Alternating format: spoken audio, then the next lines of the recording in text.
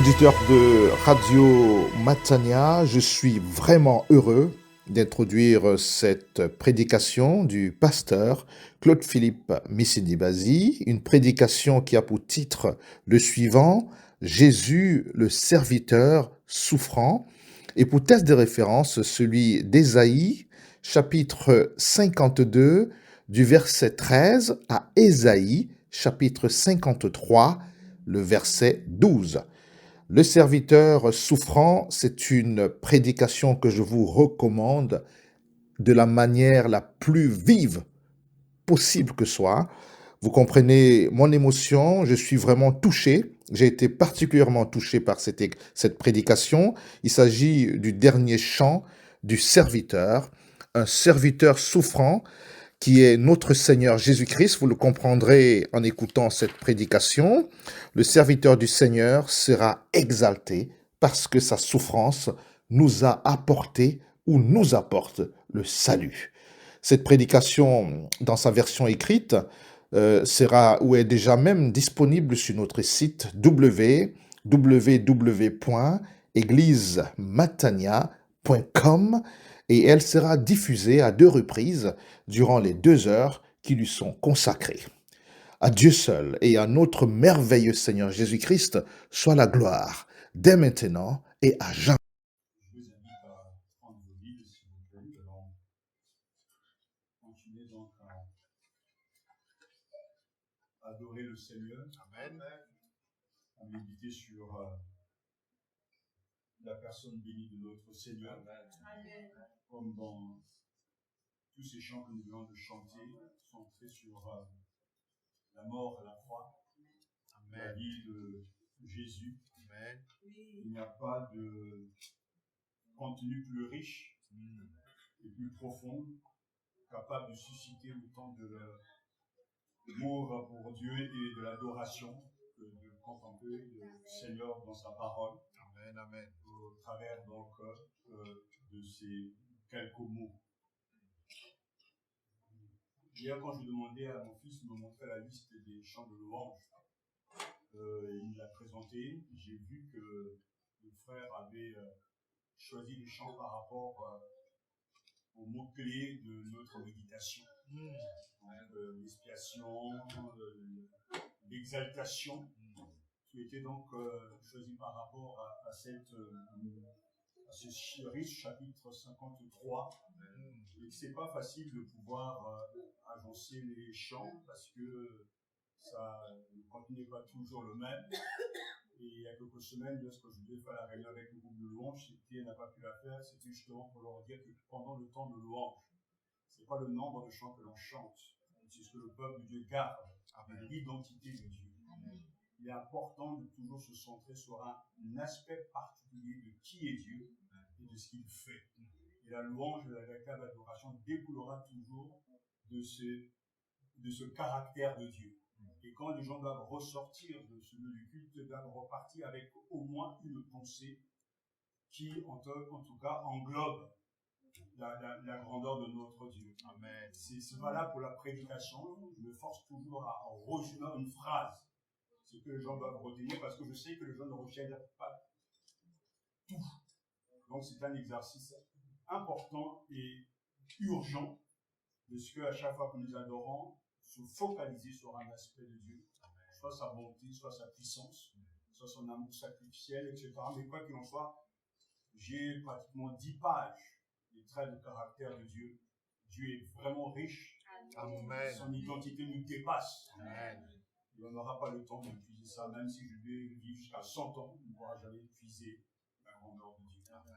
Mais je bénis le Seigneur pour cette avancée dans le temps de louange et d'adoration, parce que la louange et l'adoration est centrée sur la personne et l'œuvre de Jésus-Christ, que son nom soit glorifié. Amen. Amen.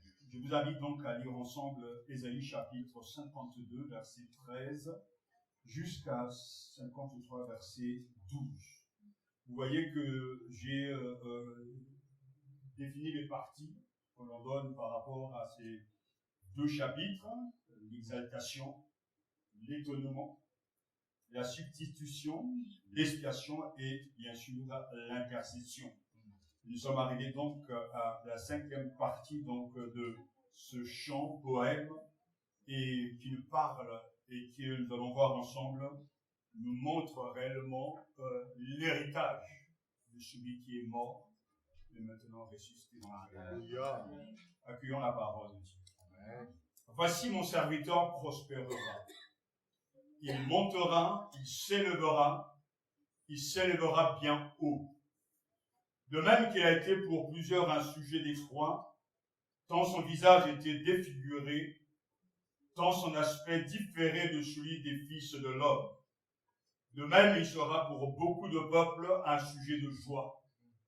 Devant lui, des rois fermeront la bouche, car ils verront ce qui ne leur avait point été raconté.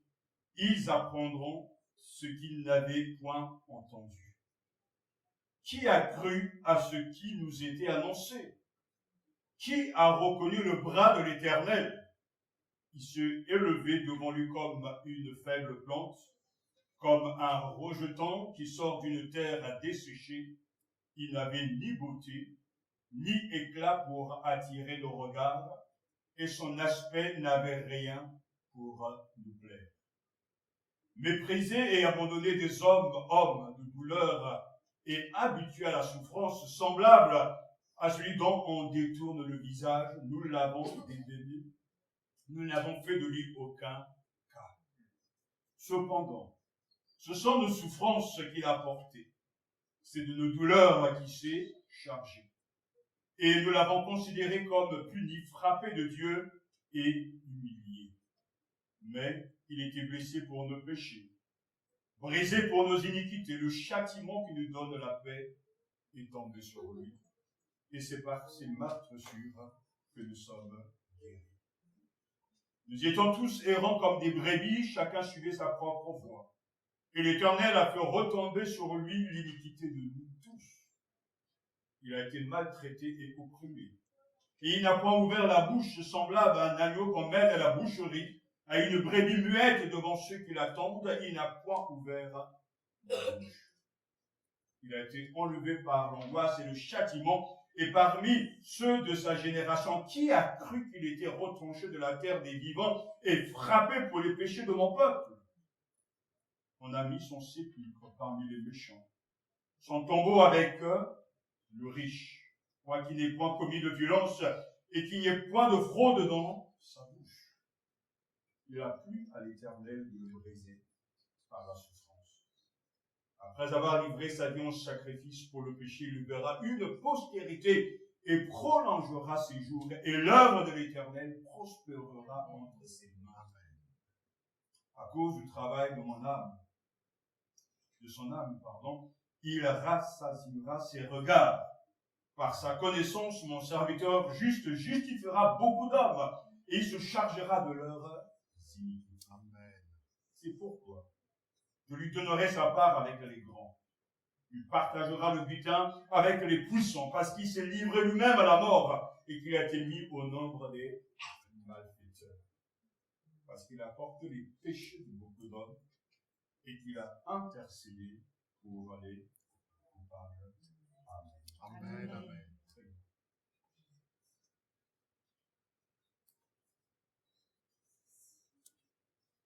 Notre bon Père, nous voulons te remercier une fois de plus pour la grâce et le privilège que tu nous donnes de lire, de prêcher, d'écouter et de recevoir ta parole.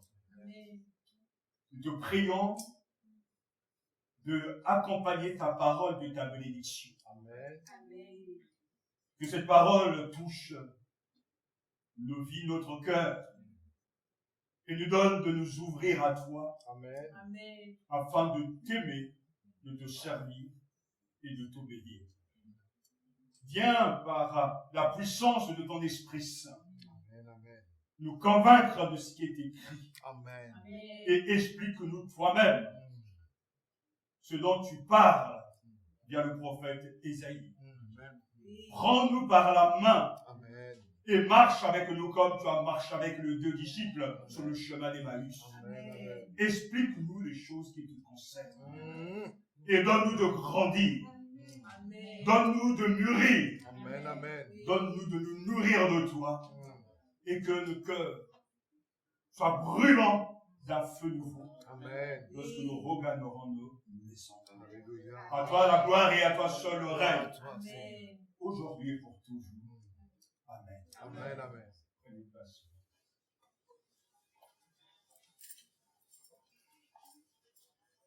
On ne peut jamais se lasser de dire et de répéter que Jésus, le juste souffrant, est l'agneau de Dieu qui porte et emporte le péché du monde. Ce chant prophétique, appelé à juste titre le chant du Seigneur, qui débute donc au chapitre 52, verset 13, jusqu'au chapitre 53, verset 12, montre comment la souffrance peut être portée d'une manière telle qu'elle devient bénéfique pour d'autres. Il a plu à l'Éternel de le briser par la souffrance, écrit le prophète. Après avoir livré sa vie en sacrifice pour le péché, il verra une postérité. Quel est l'héritage de Jésus, le serviteur souffrant, après tant de souffrances, tant de difficultés et une mort atroce? Que reste-t-il de l'héritage de Jésus? Le terme héritage signifie, et tout le monde le comprend si facilement, laisser un cadeau à une personne après sa mort. Ou tout ce qui est transmis du passé, comme d'un ancêtre ou d'un prédécesseur, concernant Jésus. Cela englobe les deux testaments, l'Ancien et le Nouveau Testament. Jésus a été annoncé par le prophète dans l'Ancien Testament et accompli dans le Nouveau Testament. L'Ancien et le Nouveau Testament parlent du Messie souffrant qui devait venir, qui est venu et qui accomplit l'œuvre de son Père. Les versets 10 et 11, une fois de plus, nous donnent de projeter, de braquer les projecteurs sur le serviteur lui-même, sa souffrance, mais aussi la satisfaction de son œuvre. Le verset 10 commence avec ces quelques mots. Il a plu à l'Éternel de le briser par la souffrance. Dans la version dite de Jérusalem, il est écrit « Yahvé a voulu l'écraser par la souffrance ». L'idée maîtresse du verset 10 est ce que le Seigneur a fait à son serviteur. Donc, il a plu à l'Éternel de le briser par la souffrance. La volonté de Dieu le Père était bien sûr de sauver l'humanité et il avait besoin donc d'un médiateur, d'un agneau sans tache et sans ride, et cet agneau sans tache et sans ride est bien sûr Jésus notre Sauveur. Amen. Tout ce que Jésus a fait, tout ce que Jésus a accompli a été programmé par le Père, le Fils et le Saint-Esprit. La volonté de Yahvé, c'est de faire prospérer son œuvre. Et Jésus est l'instrument de cette riche bénédiction. Nous apprenons selon le prophète qu'il a plu à l'Éternel de le briser. Yahvé a voulu l'écraser par la souffrance.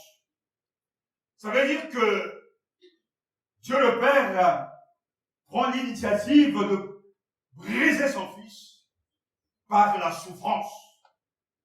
La souffrance, quelle que soit cette souffrance, son contenu nous brise toujours, nous abîme, nous fait exploser.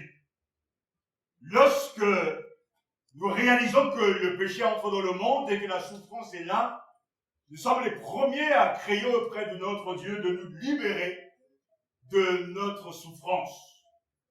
Mais il n'en est pas ainsi pour Jésus le juste serviteur qui lui porte nos iniquités et a été brisé par la souffrance à cause de nos fautes. Mais pourtant, c'est bien le Père qui en a décidé ainsi.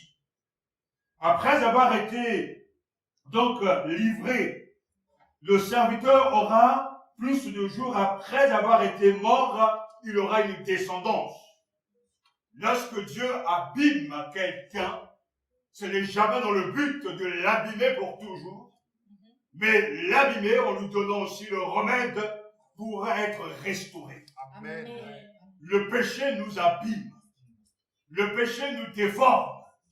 Le Christ, lui, nous répare Amen. et nous redresse parce qu'il a été brisé par la souffrance voulue par le Père.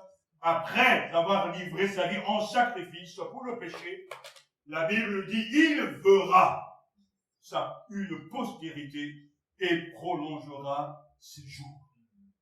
Les désirs et le plan du Yahvé saturent donc ce verset. Il est question ici de l'héritage de Jésus. Et cet héritage est riche. Jésus n'a eu que du succès. Amen. Dès le début, comme nous l'avons lu et a été répété tout à l'heure, le verset 13 du chapitre 50, Dieu nous dit très clairement, « Voici mon serviteur prospérera. » Mais quand nous arrivons à la fin de ce poème, il est question du fait que, verset 10, il a plu à l'Éternel de le briser par la souffrance après avoir livré, il fera une postérité et prolongera ses jours. Et à partir du verset 11 dit, à cause du travail de son âme, il rassasiera ses regards. Mais entre le verset 13 et le verset 12 du chapitre 53, il y a des siècles. D'abord, l'annonce de sa venue, sa vie ici-bas, ses souffrances, sa mort, sa résurrection, son ascension, son exaltation et bientôt son retour. Alléluia. Mais avant même son retour, le juste serviteur a déjà du succès. Amen. Amen. Moi, je suis la preuve de son succès. Amen. Vous êtes la preuve de son succès. Amen. Quand il s'offrira lui-même un sacrifice pour le péché, il verra sa postérité. Ésaïe nous enseigne ici que le traitement cruel que le serviteur allait recevoir, ainsi que le fait que des mains cruelles lui ôteraient brutalement la vie, était un succès et non un échec. Lorsque l'on meurt à 33 ans, on dira, mais c'est une mort prématurée. Parce que tout le monde est censé mourir à partir de 70 ans. N'est-ce pas? Qui veut mourir à l'âge de 30 ans, 40 ans, 20 ans? Personne. Quand la mort est là, ça appelle, ou quand la maladie est là, tout le monde s'agrippe à la vie. Même quand ceux qui disent, moi je n'ai pas peur de la mort, ils montent. La mort est un ennemi cruel et qui fait peur. Mais le Christ a été donc emporté à peine à l'âge de 33 ans, lorsqu'il est mort, humainement parlant, il a donc été fauché dans la fleur de l'âge. Mais Ésaïe dit que la mort du serviteur a été un triomphe et non une tragédie. Et que le Christ a été vainqueur et non une victime. Notre verset nous dit très clairement que Jésus devait passer par tellement de souffrances, mais en même temps il aura une résurrection remarquable. Oui, Ésaïe décrit ici, rien que dans le verset 10, la descendance du Christ, la prolongation de sa vie et l'exaltation de sa vie. Regardons ensemble ce que Ésaïe nous dit. D'abord, il nous dit qu'il verra sa postérité. Il prolongera ses jours. Il verra sa descendance. Le sacrifice du Christ, dit Isaïe, lui permettra d'engendrer une descendance spirituelle. Alléluia. À tous ceux qui l'ont reçu, à tous ceux qui croient en son nom, il a donné le pouvoir de devenir enfants de Dieu. Et ceux-là ne sont pas nés de la chair, ni de la volonté de la chair, mais de Dieu. Amen. Celui qui croit en Jésus et qui reçoit Jésus dans son cœur est adopté parce que né de Dieu et adopté par le Seigneur devient enfant de Dieu. Amen. Voyez quel amour le Père nous a donné pour que nous soyons appelés enfants de Dieu. Et c'est ce que nous sommes. Amen. Écrit Jean chapitre 3, verset 1. Le Christ a eu une descendance spirituelle. Et ils sont nombreux. Nombreux. Des milliards, des milliards, des milliers, des milliers. Partout dans le monde entier, le Christ a eu une descendance spirituelle. Alléluia. Et j'aime ajouter, il le mérite. Alléluia. Ésaïe nous dit également qu'il prolongera ses jours. Mais celui qui est venu ici-bas, n'est-il pas celui qui n'a ni commencement ni fin? Alors a-t-il besoin de rajouter encore des années à sa propre éternité? C'est impossible, mais l'Ésaïe nous dit très clairement que la mort du serviteur ne serait pas en fait la fin du serviteur. Ce n'est que la prolongation Amen. de sa vie. Amen. C'est comme au football, quand les deux équipes sont à égalité, il y a une Prolongation. et quand la prolongation passe, il y a C'est tir au but. Jésus, lui, la prolongation des tirs au but, c'est dépassé. Il n'a ni commencement ni fin. Amen. Il revivra après sa mort. Amen. J'imagine toujours qu'au moment où Jésus a été crucifié, j'imagine, parce que j'ai quand même un peu d'imagination, Satan dans sa tombe là où il était excité. Je l'ai bien eu. Mais il n'est pas conscient qu'en fait, c'est le début de la fin, mais aussi le prolongement de la vie de Jésus. Amen. La mort ne pouvait pas le garder dans la tombe. Alléluia. Amen. Et l'apôtre Paul, lorsqu'il écrira concernant donc la résurrection au chapitre 15 de 1 Corinthiens, il dira, en citant le plus ancien des credos, que Christ est mort pour nos péchés, conformément aux Écritures, qu'il a été enseveli et qu'il est ressuscité le troisième jour, conformément aux Écritures. 1 Corinthiens chapitre 15, versets 3 et 4. La vie du Christ a donc été prolongée par Dieu. Amen. Le fait que Dieu ait ressuscité son Fils du tombeau le premier dimanche de Pâques est la clé de voûte de la preuve de l'acceptation divine du bon plaisir et de la satisfaction de l'œuvre expiatoire du Christ le vendredi saint. Amen. Tout à l'heure, nous avons chanté, je ne sais pas si vous avez fait attention, la mort de Jésus satisfait la justice de Dieu. Amen. La mort de Jésus nous donne à nous de nous réconcilier avec Dieu. Amen. Donc, quand vous regardez la croix, pensez que Dieu voit son Fils devenu péché et parce qu'il est saint, la mort et le sang de Jésus satisfait totalement la justice de Dieu. Amen. Et quand nous contemplons la croix, nous voyons que nos iniquités ont été portées par lui. Et lorsque nous croyons ce que Jésus a fait, la justice de Dieu devient nôtre par la foi. Amen. Et c'est à ça que l'évangile est une bonne nouvelle. Alléluia.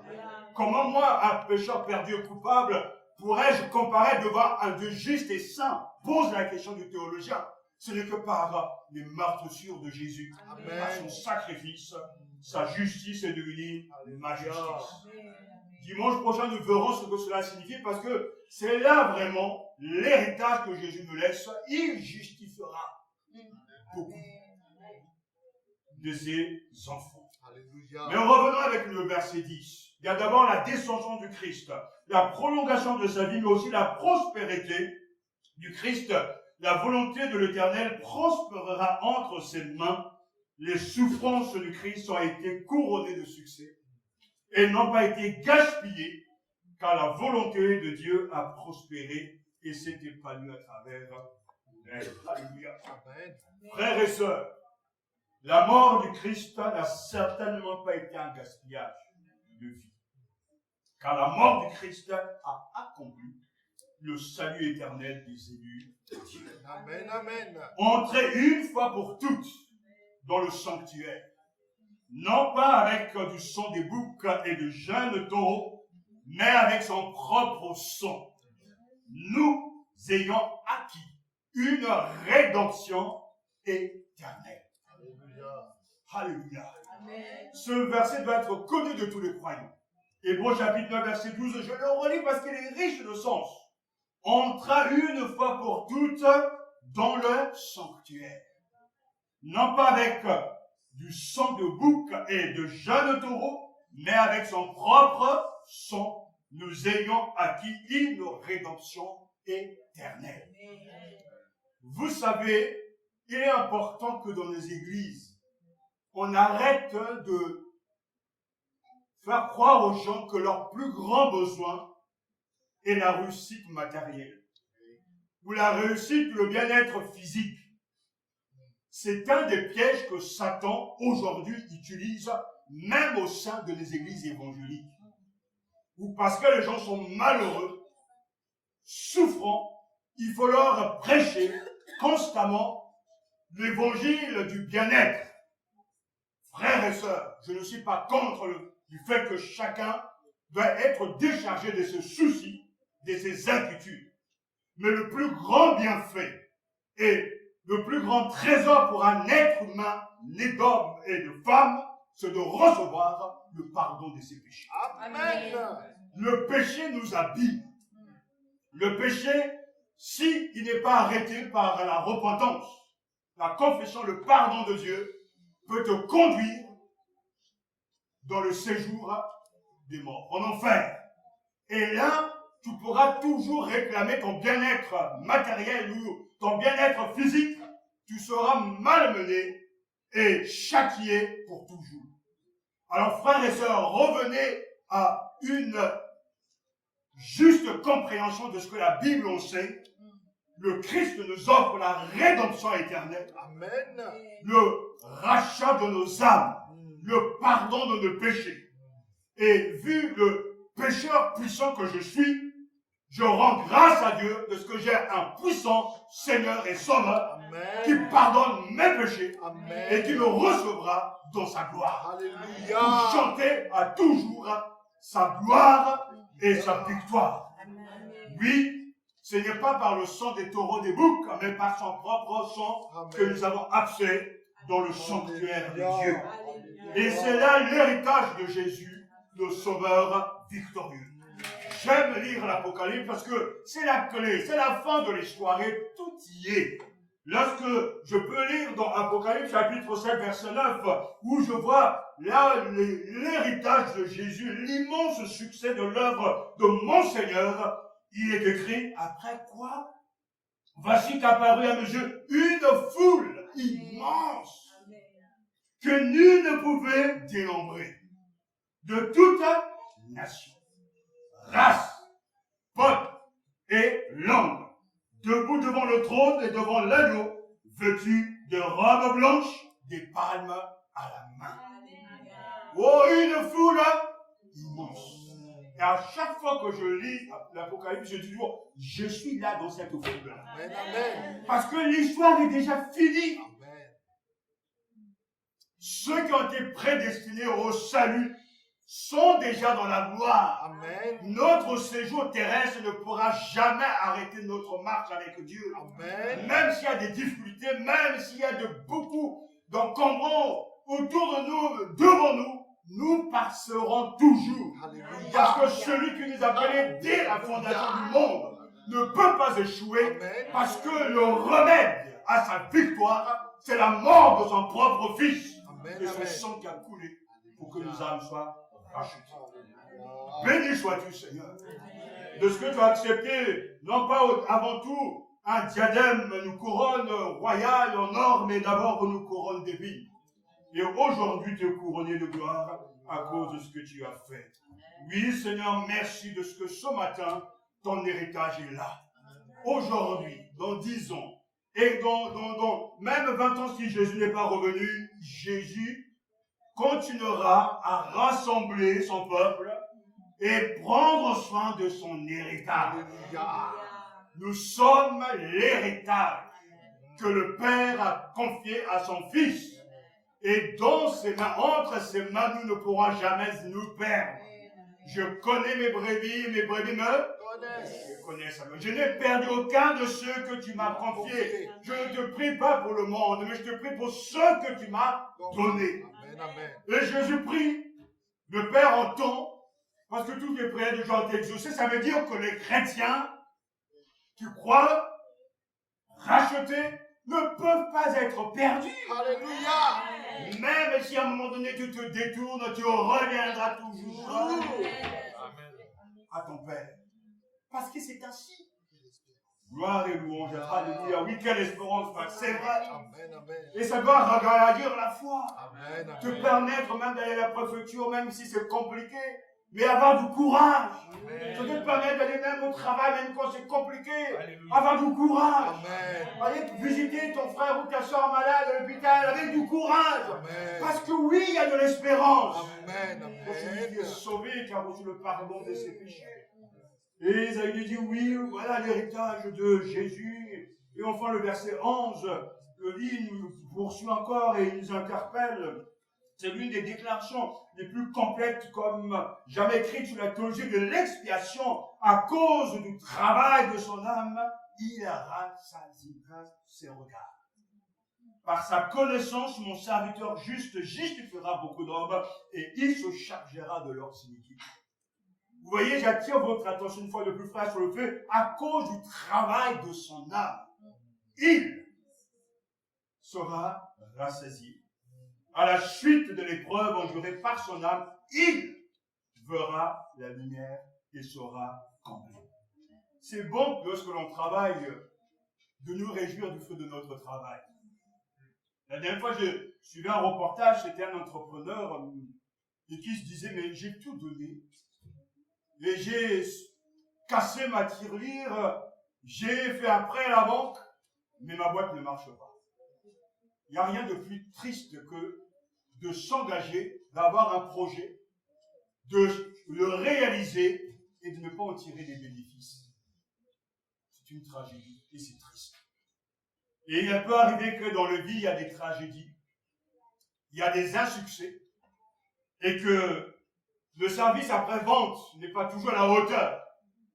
Mais avec Jésus, il en est autrement. Amen. À cause du travail de son âme, il verra la lumière. Amen. Finissons avec ce verset parce que il nous dit tout. Le serviteur connaît les besoins à satisfaire et ce qui doit être satisfait. En tant que ce juste mon serviteur, il est à la fois accepté par le Père, mais aussi accepté par nous.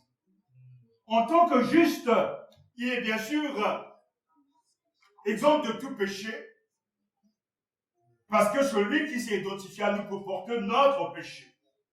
Mais ce que Ésaïe nous dit à cause du travail de son âme,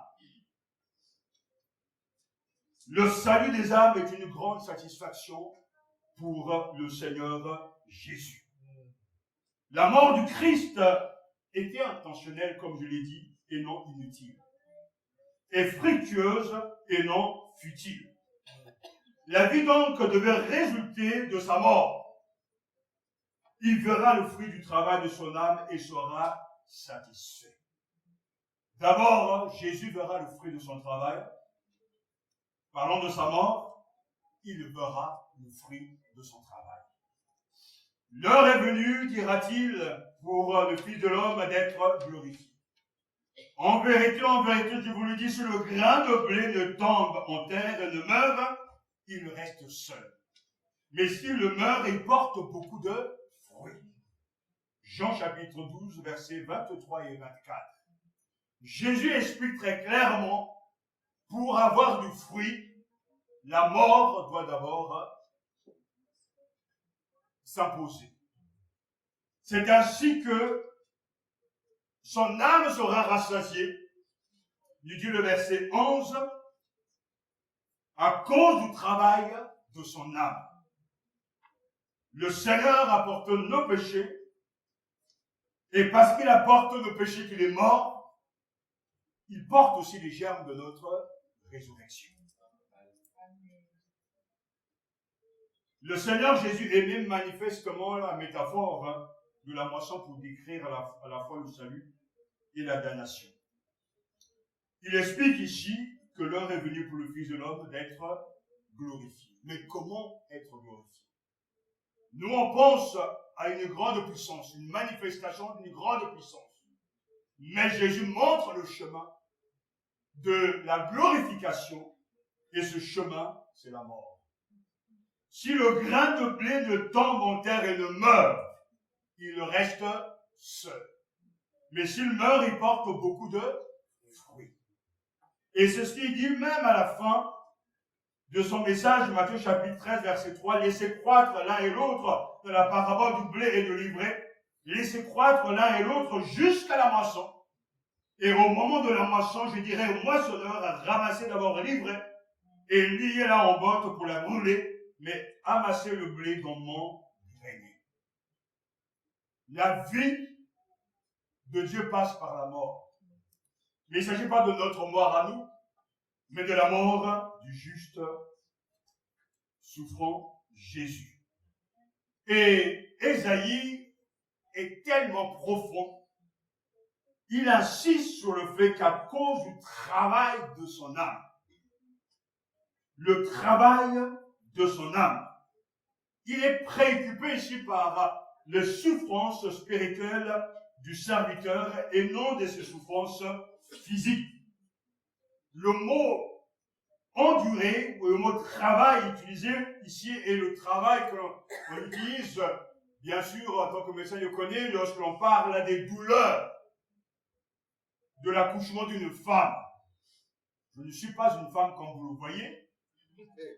Et donc, je ne sais pas, je ne peux pas décrire les souffrances, les agitations, les cris de douleur de nos épouses lorsqu'elles vont accoucher.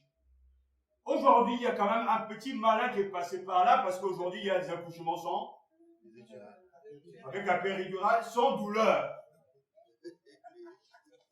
Et une fois, on en parlait avec l'épouse, à la maison, on dit, mais finalement, cette histoire au début de Genèse, la Genèse, que tu accoucheras, tu enfanteras avec douleur. Ils ont réussi à dévier ça. Dieu a donné l'intelligence alors pour dévier ça.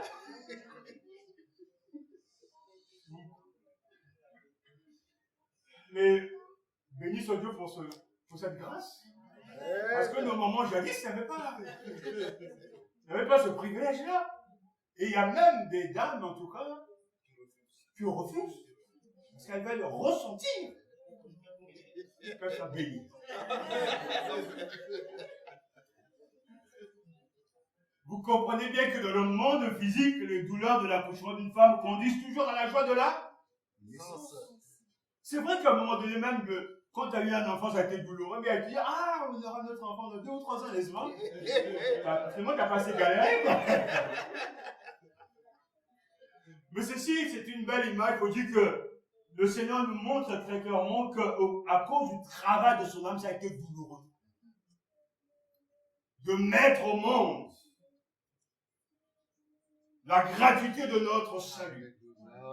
C'est le travail de l'âme du Christ qui a opéré notre salut et nous a sauvés de la mort spirituelle. Mais à cause du travail de son âme, il rassasiera ses regards où il verra sa postérité, il verra la lumière et sera comblé. Gloire au Seigneur Jésus. De ce qu'il a accepté ce travail si douloureux, du travail si douloureux, mais on ressort une grande paix et une grande satisfaction. Sa mort a engendré notre vie. Amen. Sa douleur a engendré notre pardon. Alléluia. Sa souffrance a engendré notre salut. Son agonie a produit notre expiation. Il verra le fruit du travail de son âme et sera satisfait. Amen, amen, amen. Comme un nouveau-né dans les bras de sa maman. Oh, qu'il est mignon. Il est beau. Est-ce que c'est belle? C'est la plus belle. Le Seigneur nous regarde et il nous aime. Lorsque nous portons le vêtement de sa justice, nous ne sommes plus sales, mais propres. Amen. Dans ce monde déchu, beaucoup de choses sont insatisfaites, frères et sœurs. Nous sommes des personnes imparfaites et par conséquent, tout ce que nous sommes et tout ce que nous faisons n'est parfaitement satisfait d'une manière ou d'une autre. On pourra toujours mettre, on peut mieux faire, comme dans les bulletins scolaires, peut mieux faire, n'est-ce pas, monsieur le professeur, etc. Mais avec Jésus, on ne peut pas dire peut mieux faire. Tout est accompli. Amen. Alléluia. Lui-même dira, l'œuvre est achevée. Le Sauveur parfait a opéré un salut parfait. Grâce à son œuvre, Dieu sera glorifié. Les croyants pénitents seront justifiés et Christ sera satisfait. L'œuvre de Christ sur la croix n'a rien d'insatisfaisant. Et je termine avec ces quelques paroles d'un poète, parce que le Sauveur, son péché est mort. Mon âme pécheresse est considérée comme libre, car Dieu le juste est satisfait de le regarder et de me pardonner. Amen. À lui soit toute la gloire. Alléluia. Et dimanche prochain, nous verrons encore notre trait de caractère. On s'arrêtera sur mon serviteur, le juste justifiera. C'est l'évangile Alléluia. de Romain, l'évangile de Martin Luther. Dieu justifie. Et ça, c'est un héritage incroyable. Et ce matin, on s'arrête pour l'adorer, n'est-ce pas? Amen. Prenons notre joie à adorer le Seigneur et à le louer. Et je vous invite avant tout de chanter ensemble ce cantique. Rien ne peut sauver mon âme, rien que le sang de Jésus. Pour elle, je ne réclame rien que le sang de Jésus.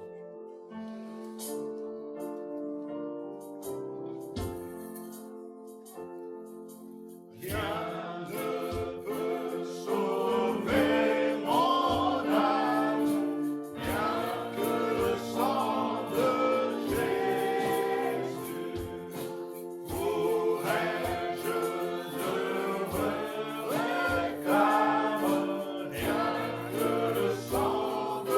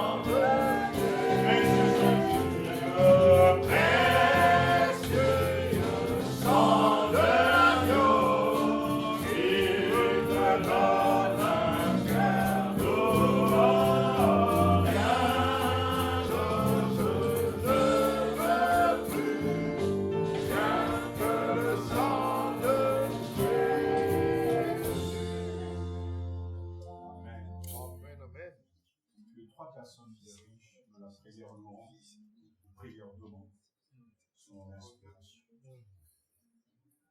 Merci Seigneur Jésus, nous te disons merci, merci pour cette richesse de la croix. Merci Père éternel, parce que par elle, tu nous as montré que tu nous aimais à un point que nous ne pouvons comprendre. Parce que humainement parlant, c'est impossible, même moi qui suis mère, que de prendre la place de mon fils et de me sacrifier. Je dirais non, il a fait ses péchés, il a subi ses conséquences. Aucun être humain peut faire ça. C'est pas possible. Mais tu l'as fait pas en tant que Dieu. Tu as pris la place de l'homme. Toi le juste, tu es parti à la croix. Tu as souffert. Et nous t'avons critiqué. Tous les jours, nous critiquons cette croix. Alors que c'est notre richesse. C'est celle qui nous ouvre la voie vers le Père. Qui nous ouvre la vie éternelle. Père éternel, sois béni, sois exalté. Oh mon Dieu, pardonne et montre-nous quelle richesse que tu nous as donnée. Quelle est cette richesse? Une richesse inépuisable, Père éternel. Parce que nous rentrons dans le Saint de Saints. À travers ta croix, nous rentrons dans le Saint de Saints. Nous devenons fils du royaume. Par ta grâce, par ton amour, que tu as manifesté sur la croix. Sois adoré, sois béni. Seigneur, je te bénis pour la richesse de cet évangile selon Matthieu. Je te bénis pour ce don d'enseignant que tu as donné à ton serviteur, à notre service et pour notre édification. Je te bénis réellement, Jésus, le serviteur souffrant.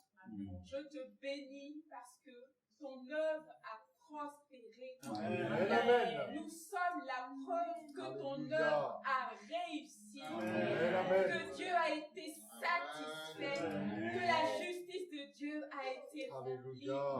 Nous sommes ces hommes et ces femmes de toute nation, de toute tribu, de toute langue, de toute origine, qui avons été sauvés par ton sang versé à la croix. Dieu t'a brisé par la souffrance et cela a produit notre salut. Ton âme a souffert et cela a permis que nous ayons la vie en toi. Sois béni, Dieu le Père, pour ce plan que tu avais fixé dès l'origine du monde, quand tu as vu l'entrée du péché. Sois béni parce que tu as mené ce plan à perfection.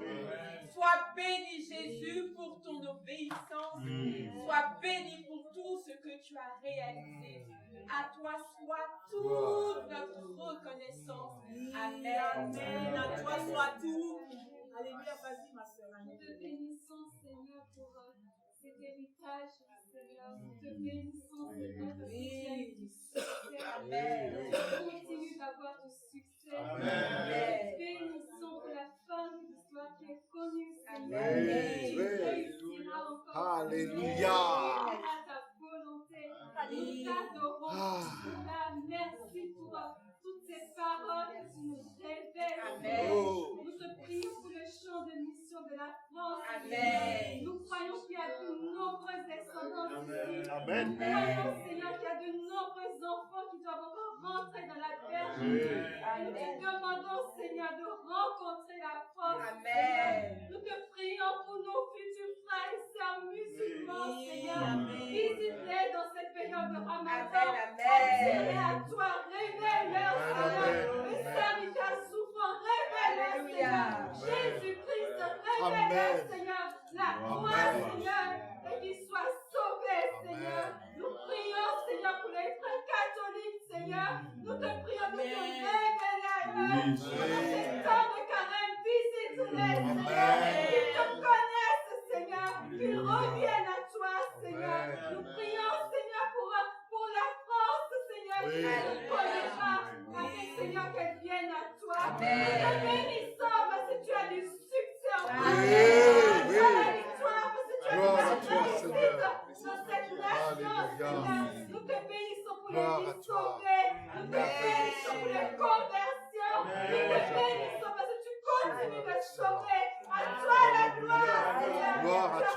soutien dans cette Gloire à matin. toi, Toi la Éternel. lumière. Alléluia. Gloire à ton nom, Seigneur. Amen. C'est vrai, Seigneur, que nous continuons de te bénir, car Amen. tu continues de sauver des vies. Tu es le médiateur parfait. Tu es l'agneau sans tache et sans ride. Tu es le serviteur innocent et juste qui a porté nos péchés. Par ta souffrance et ta mort, tu as accompli le salut éternel. Et ce matin, nous sommes dans la joie, Amen. car nous sommes ton héritage. Amen. Nous sommes les fruits de ta détermination. Alléluia. Et un jour viendra où tes Alléluia. élus te célébreront Alléluia. à cette noce éternelle. À Alléluia. toi la gloire, à toi la Gloire à gloire. toi. Alléluia. Alléluia. Gloire à toi, Jésus, Gloire à le toi. peuple que tu as racheté, Merveilleux Seigneur. par ton précieux sang.